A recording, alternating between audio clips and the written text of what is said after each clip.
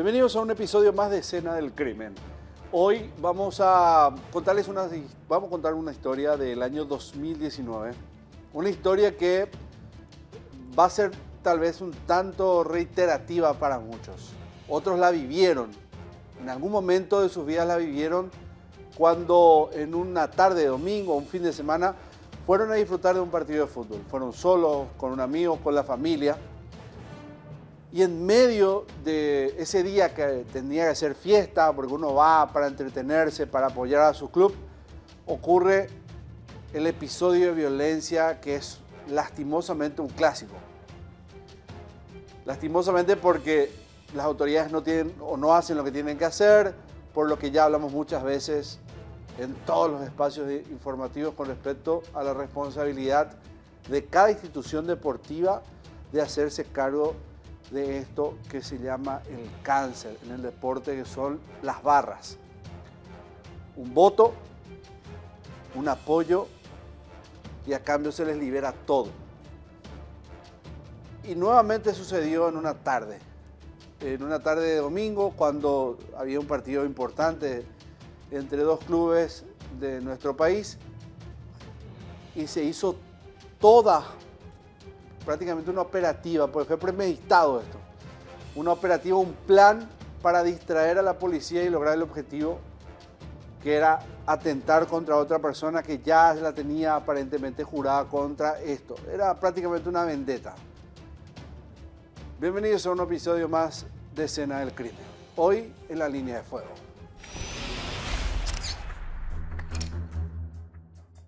¿Qué pasó?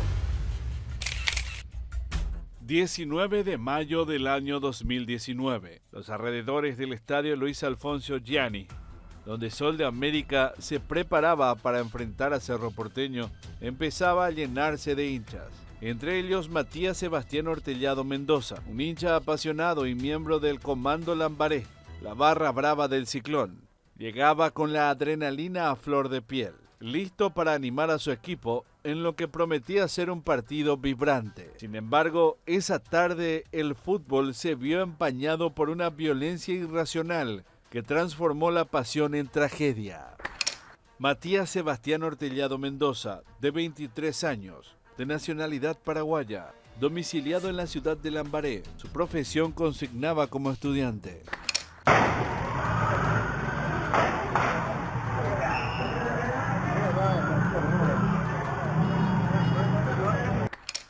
A las 19 horas, a tan solo minutos del inicio del partido, los ecos de los cánticos y los bombos de las barras fueron reemplazados por un sonido frío y aterrador, el de las balas cortando el aire. La avenida Von Poleski, en las inmediaciones del estadio, se convirtió en un campo de batalla, donde la rivalidad entre las hinchadas de Cerro Porteño se desbordó.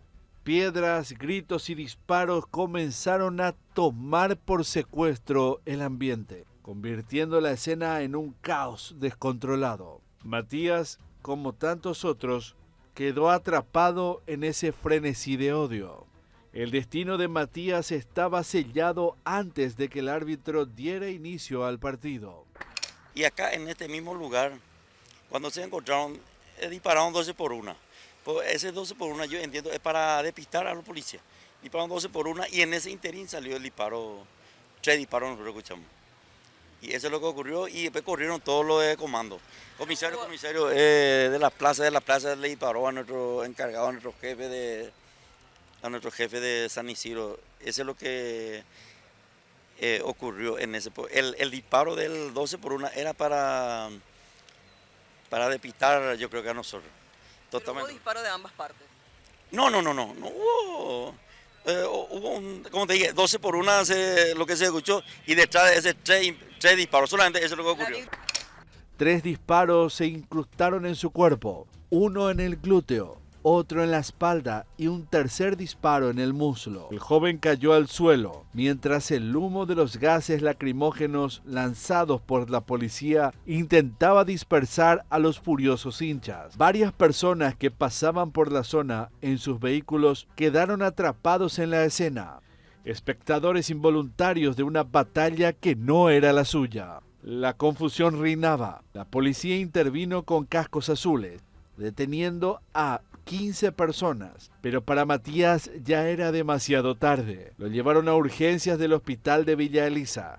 Sus heridas eran letales. El joven, que horas antes había llegado lleno de vida y entusiasmo, no resistió más. La noticia de su muerte cayó como una losa en el ambiente futbolístico, donde muchos lo conocían como un fiel seguidor de Cerro Porteño, pero también como un joven lleno de sueños truncados.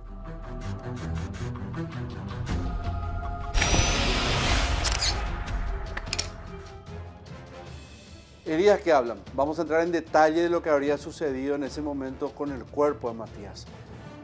Ya está de más decir que generalmente en este punto es donde se entra en la sensibilidad, así que pedimos las disculpas y pedimos también el cuidado siempre. Y aunque sea, digamos, un horario ya de protección al menor, tengan cuidado porque generalmente entramos en detalles bastante escabrosos en algunos puntos, pero tiene un objetivo que es, como siempre les explico, la determinación, el dato importante que tiene el investigador con este dato que es el cuerpo. El cuerpo siempre habla. En heridas que hablan, el cuerpo de Matías fue llevado, vamos a arrancar por el contexto, hasta la morgue judicial de Asunción. Ahí se hizo la autopsia, se extrajeron las balas. El médico forense Pablo Lemir, director de medicina legal, se encargó del procedimiento y confirmó que a través de la extracción de los proyectiles y las placas radiográficas pudieron verificar la causa de muerte de este joven.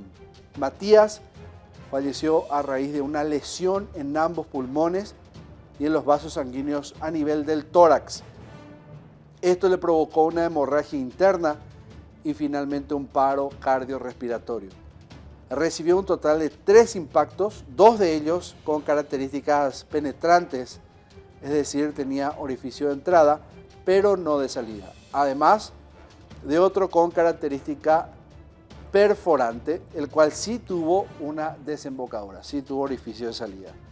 Uno de los disparos que recibió en la región subescapular izquierda, por debajo de la paleta, fue el que provocó la muerte de Matías. Del cuerpo fueron extraídas 2 balas entregadas a los personales de criminalística de la Policía Nacional a los efectos de realizar las pericias balísticas correspondientes, con lo cual pretendía determinar de qué arma provenían. También se realizó toma de muestras de sangre para toxicología. Y ojo con esa penúltima línea, pretendían determinar a qué armas provenían. Es porque tenía más de un calibre dentro de lo que hace al cúmulo de evidencias balísticas ahí. ¿Eso qué les puede decir? O hubo más de un tirador o un tirador con armas diferentes. Capítulo 3. Estaba armado. Dentro de esta parte vamos a comenzar a explorar la tesis si Matías también tenía intención de generar violencia ese mismo día. Como les dije al principio, de lo poco que se pudo entender de lo que ocurrió en ese momento, había como un objeto distractor para la policía, lo cual hacía presumir de que estaba premeditado. Como son 2 facciones de hinchas, entre comillas, lo de hinchas, 2 facciones criminales que se hacen llamar barras, estaban confrontados, se puede llegar a presumir que Matías también tenía intenciones de disparar. Capítulo 3. Y la pregunta, ¿estaba armado?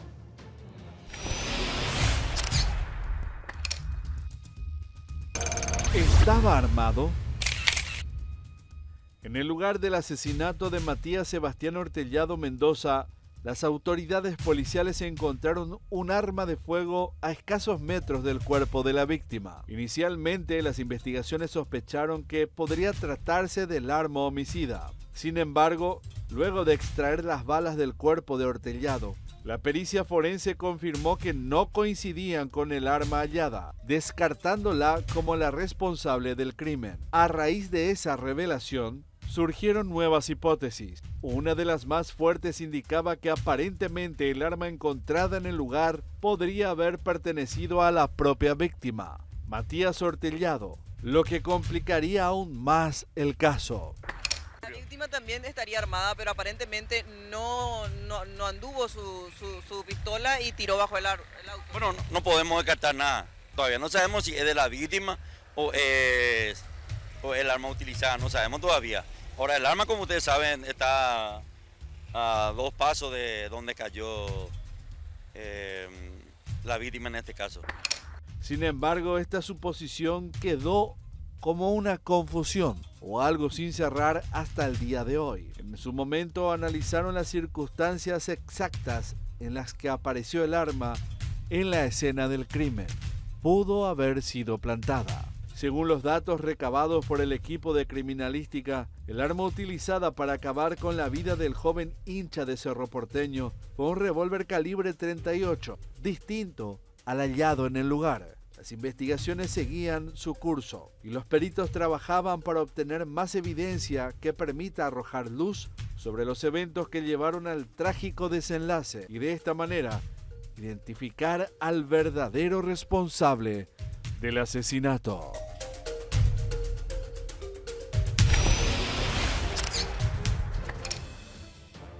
Yo les dije al principio, esto es habitual, lastimosamente, cada vez que hay violencia en el fútbol ocurre exactamente lo que van a escuchar a partir de este cuarto capítulo y tiene que ver con los primeros detenidos. Era una estampida de personas, después de los petardos, después de los disparos, una estampida. ¿Qué hace la policía? Intenta controlar como puede la situación, son pocos en comparación a la cantidad de personas que están violentándose. Se ven superados en números, no les queda de otra que intentar de alguna u otra manera dispersar, descomprimir eso para ver quiénes quedan, porque generalmente los que están enfrentándose es los que quedan en el lugar y de ahí toman a los detenidos. A resumen, no sabían exactamente quién disparó.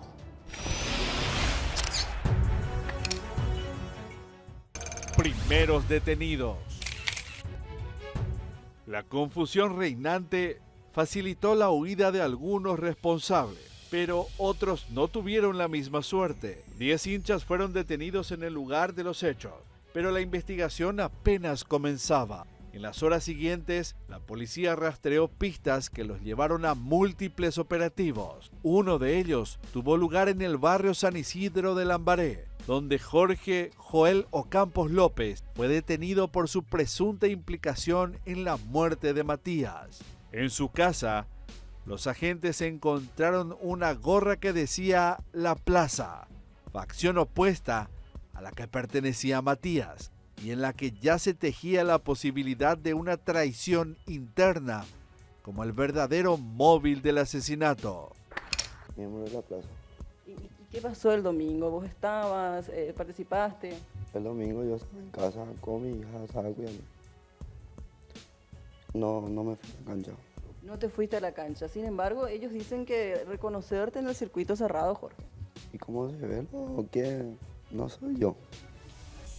A simple vista se ve que no soy yo. ¿Y vos podés justificar el domingo por qué no fuiste a la cancha? ¿Dónde estuviste? Sí, todos los vecinos pueden justificar eso porque yo estaba ahí en de casa con mi hija ahí a la hora del partido. ¿Y por qué no fuiste a la cancha si sos miembro de La Plaza, fanático de Cerro? Que tengo que cuidar ahí a mi hija y me vino a visitar. Tu mamá nos comentaba ahí en tu casa, Jorge, que más o menos no fuiste a la cancha porque ya te habían amenazado anteriormente los de comando. Sí. Ay, hasta ahí no me acuerdo. O sea, vos sabías que algo malo iba a pasar porque ya fuiste amenazado. Sí, señor. Por eso decidiste no ir. Sí, señor.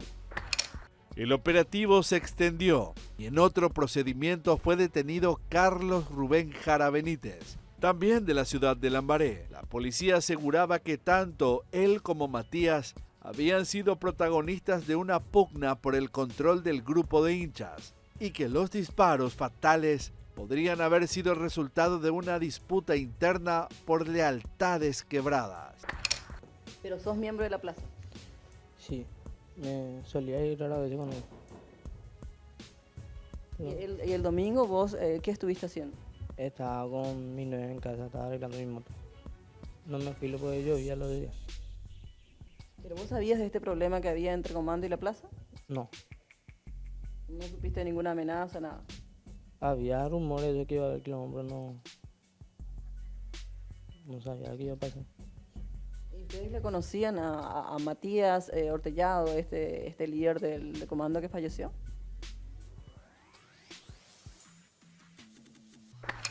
Los agentes también detuvieron a Diego Sebastián Araldi Jiménez, otro joven involucrado en el enfrentamiento.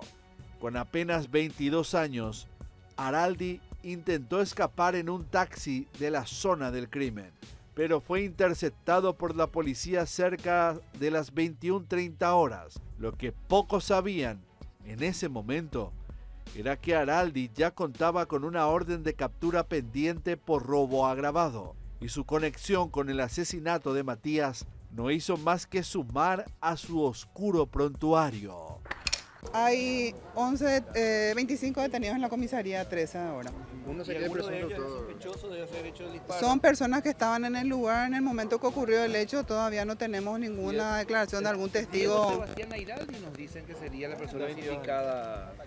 Solamente hay versiones. Está detenido como sospechoso también, pero no tenemos ningún testimonio que realmente asevere esa circunstancia. Y el motivo fue pelea entre barras. Así mismo, así mismo. ¿Son del mismo club? Es del mismo club, ¿Y sí. por qué habría iniciado la pelea, doctora? ¿Una rivalidad anterior, algo? Esas son las versiones que tenemos. Mientras se sucedían los allanamientos y las detenciones en el hospital de Villaliza, el cuerpo de Matías permanecía inerte, esperando la autopsia que permitiría extraer la bala fatal. Los forenses tenían la ardua tarea de identificar el calibre y el arma que acabaría con su vida.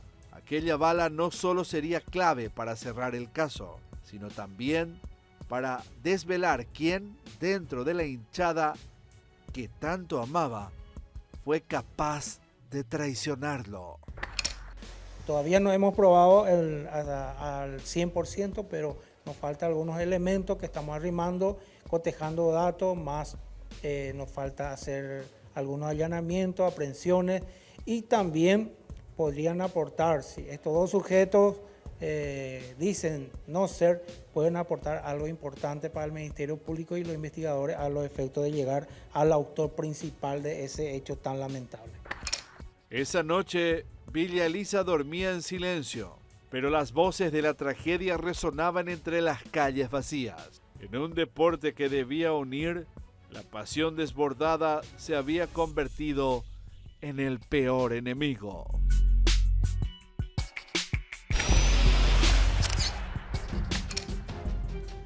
En mayo del año 2019, en un partido que pareciera iba a ser normal entre Cerro Porteño y Sol de América, que no tienen ningún tipo de diferencia generalmente sus hinchas, sí tuvo una connotación brutal de violencia, un episodio de sangre, porque hubo un muerto, un joven de 23 años, integrante de una de las dos facciones importantes de barras violentos que tiene el Club Cerro Porteño.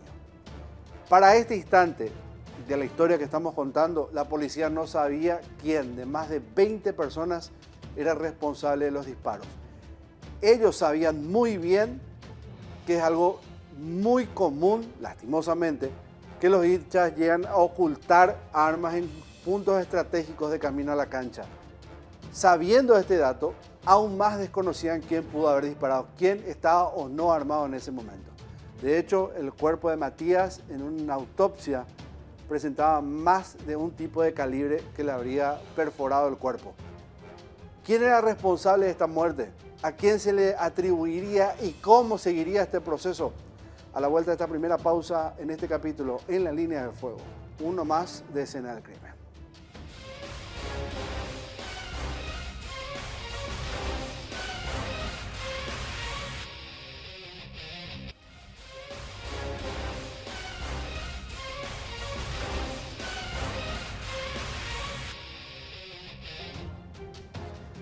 En mayo, la segunda quincena ya prácticamente de mayo, era pleno campeonato apertura del fútbol paraguayo del año 2019.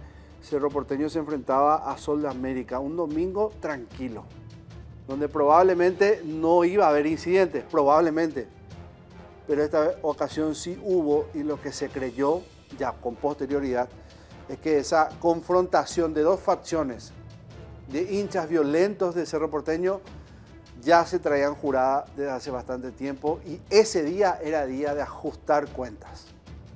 En medio de un partido con familias, con amigos, con gente que quería ir a disfrutar del fútbol, sucede esto.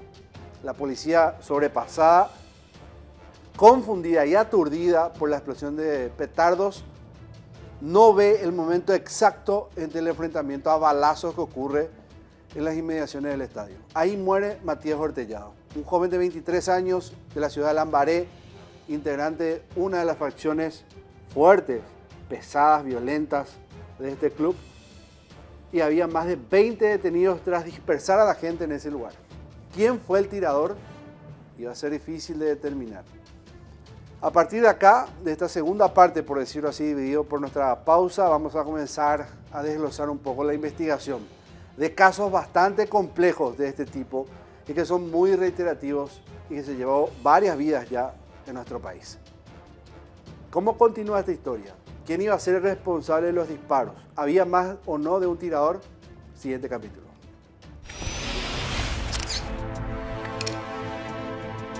Muerte en el velorio. El dolor se apoderaba de cada rincón en el velorio de Matías Sebastián Hortellado Mendoza. Los rostros abatidos por la tragedia se reunían para despedir al joven de 23 años, hincha apasionado de Cerro Porteño, que había caído víctima de una violenta disputa entre barras bravas en la ciudad de Villa Lisa. Sin embargo, en las primeras horas de un martes, cuando el silencio del amanecer acompañaba el luto, una nueva tragedia golpeó sin previo aviso. El reloj marcaba las 7:10, cuando el ambiente, cargado de pesar, se rompió con gritos de auxilio. En medio de los dolientes, un joven se desplomó de manera repentina, dejando atónitos a quienes lo rodeaban. Los presentes, aún conmocionados por la muerte de Matías, intentaron reanimarlo sin éxito. Rápidamente llamaron a la comisaría 17, cuyos agentes acudieron al lugar para auxiliar al joven. Tras ser trasladados de urgencia al hospital de Lambaré, los esfuerzos médicos fueron en vano. Durante 40 largos minutos, los profesionales de salud intentaron revivirlo mediante reanimación cardiopulmonar, pero no pudieron evitar lo inevitable. Aaron Villarreal, amigo cercano de Matías, falleció ante la impotencia de todos. El luto, que hasta ese momento envolvía la vida de un joven asesinado por la violencia, ahora se teñía de una segunda pérdida. La noticia corrió rápido por las inmediaciones del velorio. El dolor se multiplicaba. Dos amigos unidos por su pasión al fútbol ahora compartían el mismo destino fatídico. Las primeras informaciones médicas apuntaron a una sobredosis como la causa probable de la muerte de Aaron. Aunque aún faltaban los resultados definitivos de los análisis forenses, el indicio apuntaba a una intoxicación aguda por drogas. El velorio de Matías debía ser un momento de despedida en paz. Se transformó en un episodio aún más sombrío, con la muerte repentina de Aaron.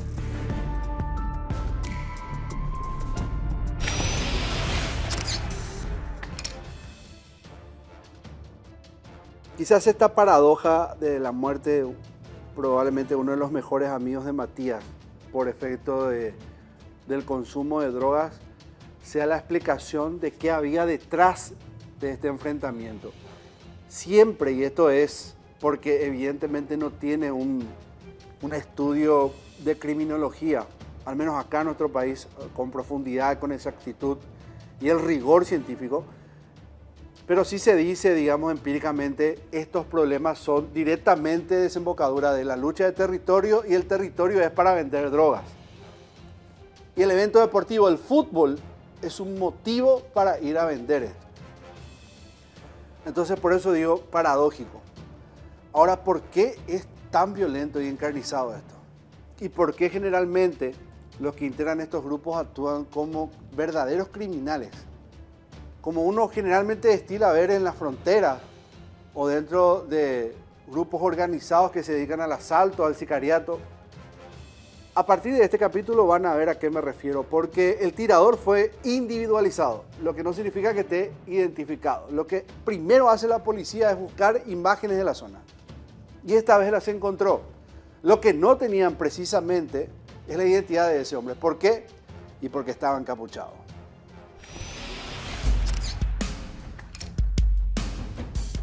Tirador encapuchado. Dos facciones de la barra brava de Cerro Porteño, La Plaza y Comando, se enfrentaban sin piedad. En medio de pedradas y gritos, un hombre cubierto por una campera roja con capucha desenfundó un arma que llevaba oculta. En un acto cobarde apuntó y disparó, apagando la vida de Matías Sebastián Ortellado Mendoza, un joven de 23 años cuya única culpa fue estar en el lugar equivocado con la camiseta que amaba. El video de las cámaras de seguridad se convirtió en el testigo silencioso de la tragedia. Las imágenes mostraban con cruel claridad el momento en que el tirador se movía entre la multitud. Su rostro oculto bajo la capucha le otorgaba un aura de misterio y peligro. Mientras los demás se enfrentaban con piedras, él tomó la decisión fría y definitiva de disparar un arma. Matías cayó herido, víctima de 3 disparos en el glúteo, espalda y muslo.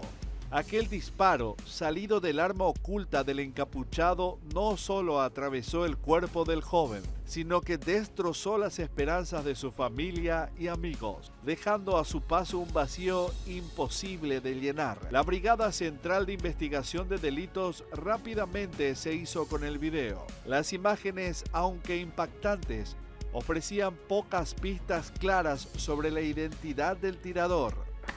En el circuito cerrado se observa en parte, la cual publicamos ahora, le indicamos a quién disparó.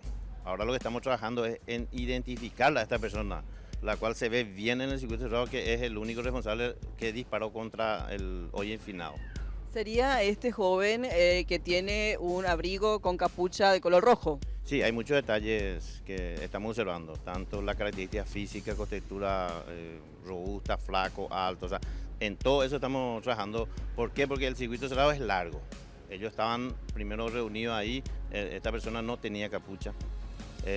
Hay muchos detalles que quiero evitar comentar para ver si le llegamos a identificar de ese lado, ¿verdad? Antes, durante y después del hecho. La capucha y la campera roja lo protegían del reconocimiento inmediato. Sin embargo, el material se convirtió en el principal indicio dentro de la investigación, una prueba que podría desentrañar el oscuro entramado detrás del asesinato de Matías. Comisario, había otras personas quienes tenían arma, pero se le identifica plenamente que él es el que dispara contra la víctima. Sí, nosotros observamos y determinamos que solamente una persona disparó. Hizo disparo en el momento exacto, que es a las 19:31 minutos ocurre el hecho. Y ahí se le observa a una persona con la capucha de color rojo de que dispara contra esta persona que falleció.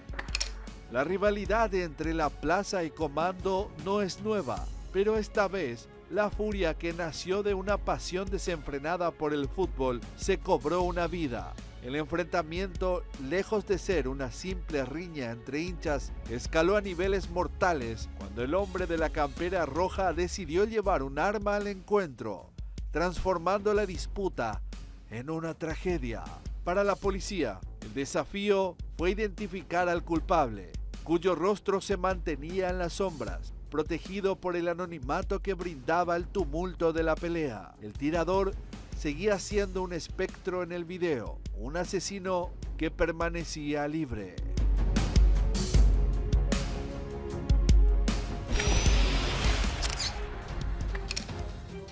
A partir de acá comienza la confusión a recrudecerse, a subrayarse, porque entre los 25 detenidos, la policía sabía que tenía, digamos, una casi certeza, ¿verdad? Valga ese juego de palabras, de ahí que ahí estaba el asesino.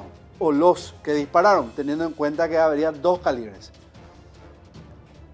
Tenían la imagen individualizada de la cámara de circuito cerrado, pero tenían dudas con respecto a la identidad. Entonces ahí tenían que hacer el juego de descarte, comenzar a hacer la constitución morfológica de cada persona, a ver si coincide con el que aparece en el video, y lo otro es la vestimenta. Coincidentemente, entre uno de esos más de 20 detenidos había uno que tenía un abrigo exactamente como el que se veía en esa cámara, en esa filmación. ¿Qué pasó con él? ¿Era el verdadero tirador o era un falso sospechoso?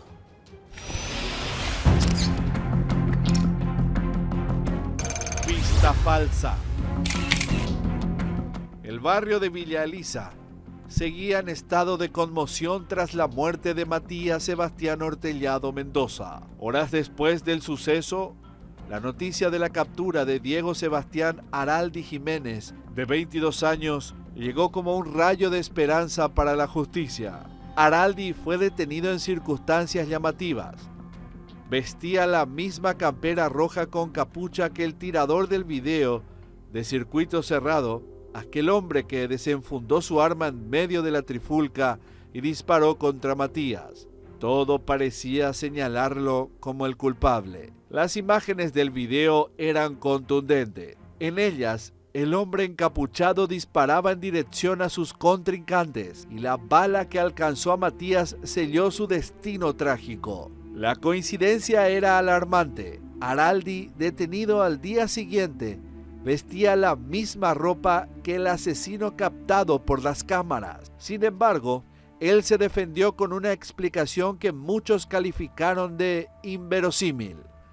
Dijo que la vestimenta le había sido prestada, que la campera roja le llegó a él después del crimen y que no tenía ninguna relación con el asesinato de Ortellado. ¿Una coincidencia? Los ojos de la ley y los de la opinión pública estaban puestos sobre él. La detención de Araldi parecía ser la pieza clave que faltaba para resolver el rompecabezas. Sin embargo, conforme avanzaba la investigación, un giro inesperado cambió el curso de los acontecimientos. A pesar de las evidencias visuales, algo no encajaba. El arma homicida, la que disparó contra Matías, no fue encontrada y debido al tiempo transcurrido, los detenidos ya no podían ser sometidos a la prueba de parafina para verificar si habían disparado un arma de fuego. Las pruebas comenzaron a desvanecerse como arena entre los dedos. La presión sobre Araldi aumentaba, pero él mantenía su postura firme. Negaba cualquier participación en el crimen, insistiendo en que su vestimenta era simplemente una desafortunada coincidencia. Los agentes de policía que inicialmente lo consideraban el principal sospechoso comenzaron a explorar nuevas líneas de investigación. Lo que parecía una captura decisiva empezaba a tambalearse. A pesar de que el video parecía incriminarlo, nuevas pruebas y testimonios lo desvincularon del asesinato. Araldi seguía detenido, pero no por el crimen que sacudió a Villa Elisa, sino por otros procesos pendientes.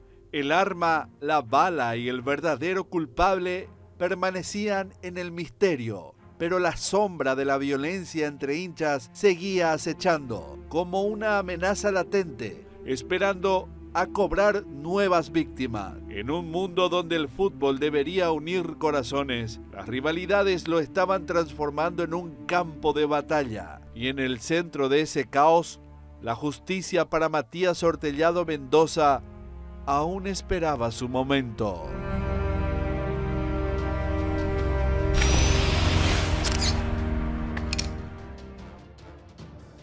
La policía, después de todo esto, dijo, bueno, evidentemente que entre estos no está el que disparó a Matías. Sí sabía que podría, digamos, entre entrevistas e interrogatorios sacar un dato más. De por ahí es que surge la información que el potable tirador estaba a más de 200 kilómetros de la capital. Antes de llegar al departamento de San Pedro lo iban a ubicar. Estaba oculto en la casa de un familiar. ¿Era este realmente el tirador? ¿Qué dijo él? ¿Cuál fue su coartada? La policía viaja 250 kilómetros.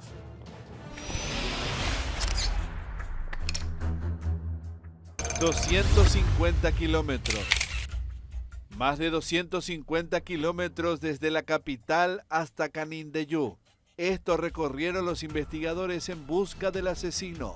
El 24 de mayo del año 2019, finalmente la Policía Nacional detuvo a Justo Matías Galeano. Justo Matías Galeano Aquino, de 21 años, de nacionalidad paraguaya, domiciliado también en Lambaré, de profesión estudiante. Justo Matías se convertía en el cuarto detenido. Su captura se realizó en la ciudad de Curuguatí, en el departamento de Canindeyú, mientras se encontraba en la vivienda de su abuelo paterno. El joven fue arrestado en plena calle, cuando se dirigía a un almacén cercano.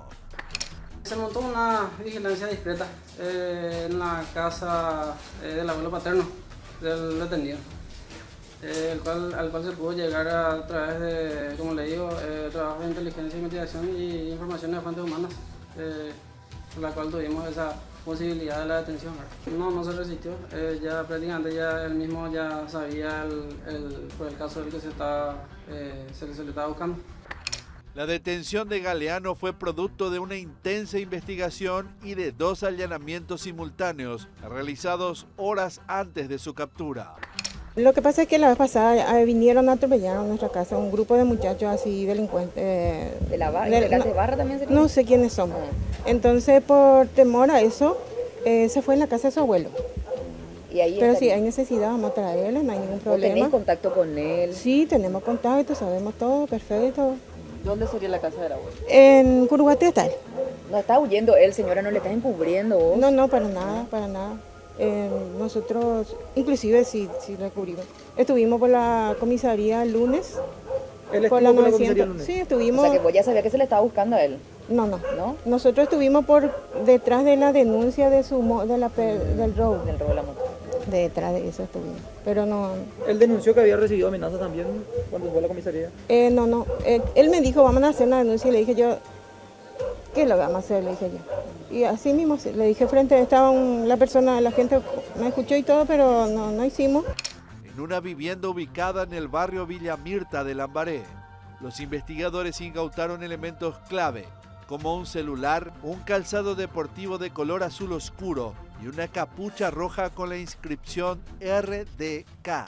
Estos objetos fueron considerados importantes para el caso, pues coincidían con la vestimenta descrita en el video de circuito cerrado que capturó el momento del ataque. Las fotografías y en el circuito cerrado que se ve, ¿verdad? Y que coincide con ese color y también el calzado deportivo. El joven que era buscado en esta casa no está. ¿Qué aportó la familia? Bueno, ellos dicen que van a colaborar para que este muchacho se presente, ¿verdad? Que le demos bien identificado y que van a ver la forma de que él llegue hasta la fiscalía, ¿verdad? El segundo allanamiento se llevó a cabo en el barrio obrero de Asunción, en la casa paterna del detenido. A pesar de no hallar más pruebas relacionadas con el caso, la policía obtuvo información crucial sobre el paradero del sospechoso, quien se había refugiado en la casa de sus abuelos en Curuguatí. Por temor, supuestamente tenía amenazas. La fiscal Estela Cardoso coordinó la operación junto con agentes de la comisaría Quinta de Curuguatí. Ellos se encargaron de la detención. Galeano fue recluido en la comisaría local y posteriormente lo llevaron al Departamento de Investigación de Delitos del Área Central para continuar con el proceso judicial.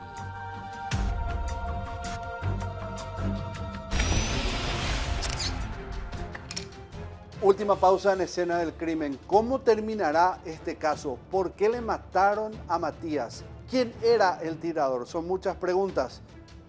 Probablemente para pocas respuestas. Hacemos la segunda pausa y el final al volver en este nuevo capítulo en La Línea del Fuego, aquí en Escena del Crimen.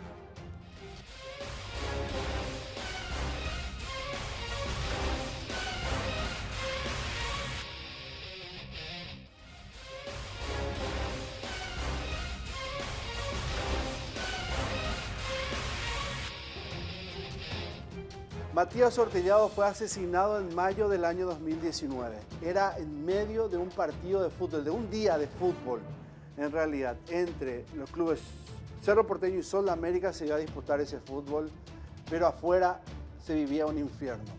Se disputó nuevamente lo que siempre decimos, territorio, la venta de drogas. ¿Qué había detrás de la muerte de Matías Ortellado? Un joven de 23 años, lambareño, integraba una de las dos grandes facciones más fuertes que tiene Cerro Porteño, Comando. Él recibió varios disparos de calibres diferentes y la policía tenía la creencia de que era más de un tirador o un tirador con dos armas. Claro, ahí se agotaban todas las tesis. Y dirán ustedes, qué brillantes investigadores. El problema real no estaba en eso, sino que no tenían mucha información. Había solo una afirmación donde se veía a un hombre por la contextura física, pero estaba encapuchado y no podían identificarlo. Hicieron muchos allanamientos, varias rondas interrogatorias, pero cero datos de quién era el tirador. Pero sí van a descubrir por qué mataron a Matías. La venganza.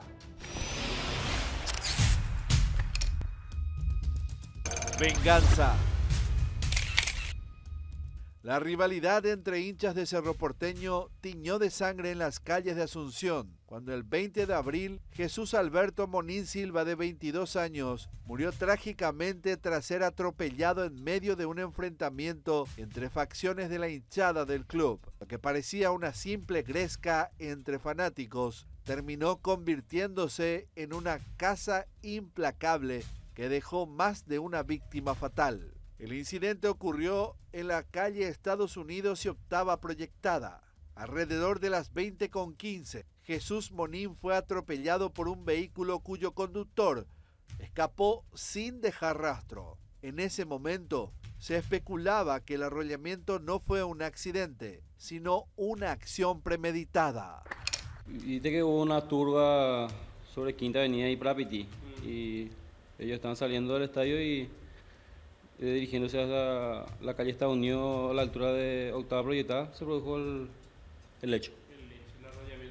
La víctima falleció en el hospital del Tramo, tengo entendido eso, ¿verdad? Exactamente, en el hospital del Tramo fue derivado por la patrullera de esta comisaría.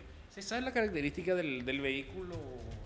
Según amigos del mismo, mencionan que supuestamente sería una furgoneta tipo Toyota Voxy.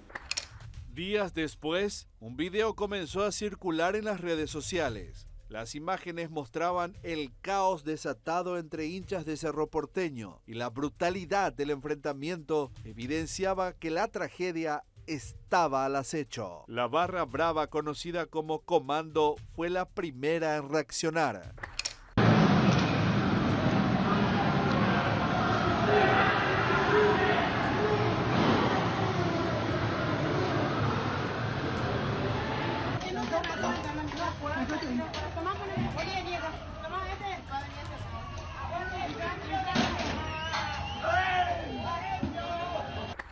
Sus miembros estaban convencidos de que el arrollamiento de Jesús no fue casual, sino un acto deliberado orquestado por la facción rival, La Plaza. Las amenazas y llamados a la venganza empezaron a proliferar en las redes sociales. No sabemos qué es lo que pasó en realidad. Pero sin embargo hay un enfrentamiento entre ambas barras ya desde hace un tiempo. Sí, viene del clásico, viene de esto, pero se trató de solucionar porque no estábamos en conversación con la gente de Comando, ¿verdad? Y no pudimos solucionar. ¿No se esperaron ustedes esto o realmente ustedes ya manejaban esta información? No esperamos. ¿Y no se pudo entonces realizar este encuentro, esta conversación con los otros líderes a fin de evitar esto? Hubo conversaciones, pero no... Hubo muchas conversaciones, pero no sé qué pasó con la gente de Villaliza o qué sé yo. No sé qué pasó. Por la pita no le llegó la información o qué sé yo. Que ya terminó, que estábamos todos bien, pero pasó lo que pasó. Con la sed de justicia en la mirada, los hinchas de Comando planificaron cuidadosamente su venganza. El último partido de Cerro Porteño en el campeonato se disputaría en Villa Elisa, en el Estadio Sol de América. Para ellos era la oportunidad perfecta para ajustar cuentas. Y así, el día del partido, el ambiente estaba cargado de tensión. La facción Comando de Villa Elisa inició el ataque con petardos 3x3 contra los integrantes de la plaza. Ellos esperaban pacientemente su turno para ingresar al estadio. Los policías que intentaban escoltar a esa multitud pronto se vieron superados por la violencia que estalló en la avenida Von Polensky. Nos vamos siempre con la gente de eventos especiales que son los que son encargados de nosotros, ¿verdad? Claro, ¿y ustedes le transmitieron a la gente de eventos especiales esta situación, esta amenaza que había entre barras? Sí, siempre estamos. Nosotros todos los días hablamos con el comisario Gaona. Él sabe toda la situación. Él era encargado de nosotros. Nosotros tenemos reuniones constantes con el comisario Gaona, con el comisario de la Cuarta, que es la zona de cerro donde estamos nosotros. Siempre hay conversaciones. ¿Y ellos sabían que había esta amenaza? Sí, sabían. Las cámaras de seguridad de los comercios cercanos captaron lo que fue una verdadera batalla campal. Los miembros de comando acorralaron a los de la plaza, lanzando lo que tuvieran a mano, piedras, palos e incluso usar sus armas de fuego. Pero sin embargo era gente de la plaza, las personas que estaban armadas. Ustedes saben que entre ustedes hay gente que tiene armas, que llega con armas a un partido de fútbol. Mira, yo tengo casi 3.000 integrantes, y claro que tiene que haber gente que tiene armas. Pero imposible es revisar a cada uno si tiene o no armas. La violencia escaló rápidamente y a las 19:30 de ese fatídico domingo, la tragedia golpeó de nuevo. Solo 2 minutos después del inicio del ataque, los hinchas de la plaza contraatacaron, forzando a sus rivales a replegarse mientras los policías pedían refuerzos desesperadamente. El clímax de la violencia quedó registrado a las 19:32 minutos, cuando una cámara de seguridad captó la imagen de un hombre entre los hinchas de la plaza. Este hombre llevaba un arma de fuego escondida en su cintura, la sacó y disparó al menos 3 veces hacia donde huían los de comando. Una de esas balas fue la que alcanzó a Matías Sebastián Ortellado.